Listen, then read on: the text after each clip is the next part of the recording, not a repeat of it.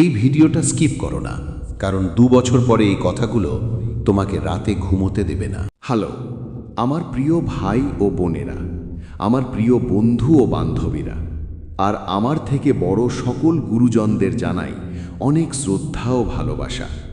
আমি প্রদীপ, আর তোমরা দেখছো পজিটিভ গোল ইউটিউব চ্যানেল, যেখানে কথা বলা হয় তোমার মনের ভেতরের না বলা গল্পগুলো নিয়ে। যদি তুমি নিজের জীবন বদলাতে চাও, তাহলে এই চ্যানেলটা তোমার জন্যই। একটা সময় আসে যখন মানুষ খুব ক্লান্ত হয়ে যায়, শরীরের ক্লান্তি না, মনের ক্লান্তি। যখন কিছু না করেও মনে হয় আমি হেরে যাচ্ছি। তুমি কি জানো এই ক্লান্তিটা কোথা থেকে আসে?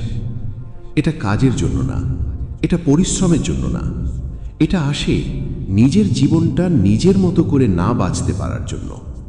তুমি সকালে ঘুম থেকে ওঠো, সব কিছু ঠিকঠাক চলে, খাওয়া, কথা বলা, কাজ, কিন্তু ভিতরে কোথাও একটা শূন্য জায়গা থেকে যায়। কারণ তুমি জানো তুমি যেটা করছো এটা তুমি হতে চাওনি। কখনো কেউ জিজ্ঞেস করলে তুমি হেসে বলো চলছে, কিন্তু চলছে মানে ভালো চলছে না, শুধু সময় কাটছে। শোনো, জীবন ধ্বংস হয় না হঠাৎ করে, জীবন নষ্ট হয় প্রতিদিন একটু একটু করে। একদিন তুমি ভাবলে আজ না, পরে। আরেকদিন ভাবলে সময় নেই। আরেকদিন ভাবলে আমার দ্বারা হবে না।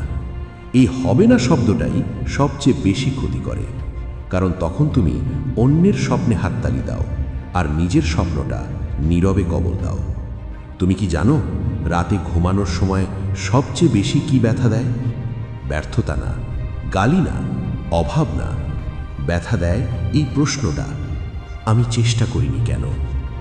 এই প্রশ্নটার কোনো উত্তর নেই, শুধু একটা ভার আছে যেটা বুকের ওপর বসে থাকে। তুমি হয়তো ভাবছো এখন শুরু করলে কি হবে, এত দেরি হয়ে গেছে। কিন্তু সত্যিটা শোনো, দেরি বলে কিছু নেই, থাকে শুধু শুরু না করার অপরাধ।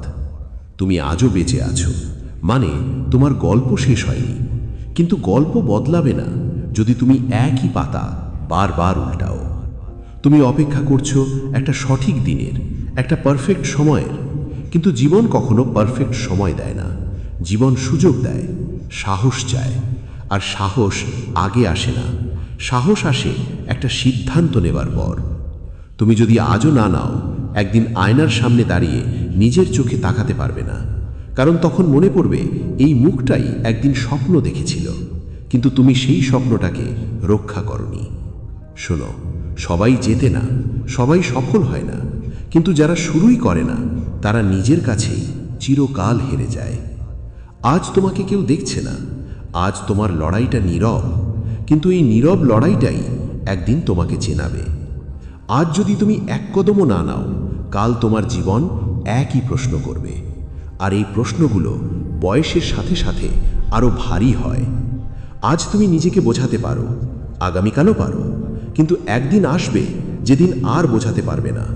সেদিন তুমি বলবে আমি চাইনি জীবনটা এমন হোক, কিন্তু জীবন তখন জিজ্ঞেস করবে তুমি বদলানোর চেষ্টা করেছিলে কিনা। আজই সেই দিন যেদিন এই প্রশ্নটার উত্তর তুমি বদলাতে পারো।